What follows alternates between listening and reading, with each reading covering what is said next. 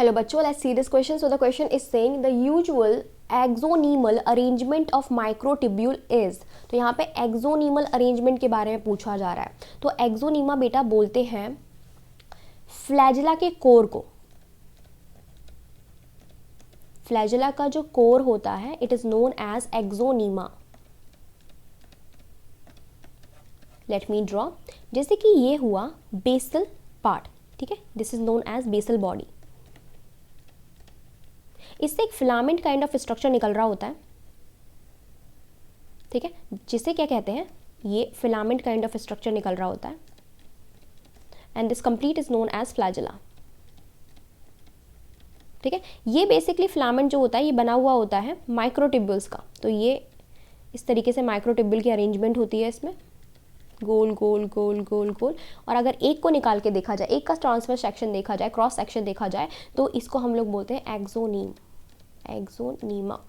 और इस एक्सोनीमा का अगर डिटेल स्टडी ली जाए तो हमें पता चलता है कि ये कुछ ऐसा दिखता है. इसमें सेंटर में दो माइक्रोट्यूब्यूल प्रेजेंट होती हैं, सेंटर में दो कंप्लीट माइक्रोट्यूब्यूल पाई जा रही होती है जो एक ब्रिज से एक दूसरे से जुड़ी हुई होती है. फिर ये एक शीट को लगाए हुए होती हैं अपनी तरफ. इस तरीके से एक शीट की कवरिंग होती है इन पे,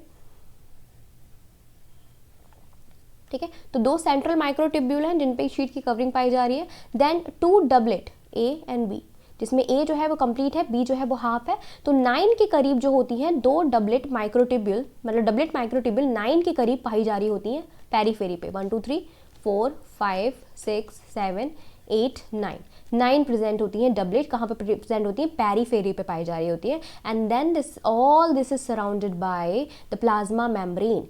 these doublet microtubule are connected with interdoublet bridge to each other and the complete microtubule is connected with sheet to radial spoke. ठीक है, और साथ ही साथ इनमें डायनिन की आर्म्स निकली हुई होती हैं जो बेसिकली क्या करती हैं, जिनके पास एटीपेज एक्टिविटी होती है और वो लोकोमोशन में हेल्प करती है. ठीक है, सो हम लोग देख लेते हैं. 6 तो नहीं होगा, 9+2 की ऑर्गेनाइजेशन होती है. तो 9 वाले से शुरू करते हैं. 9+2 की ऑर्गेनाइजेशन में 9 pairs of doublet radially arrange at periphery with a pair of centrally located microtubules.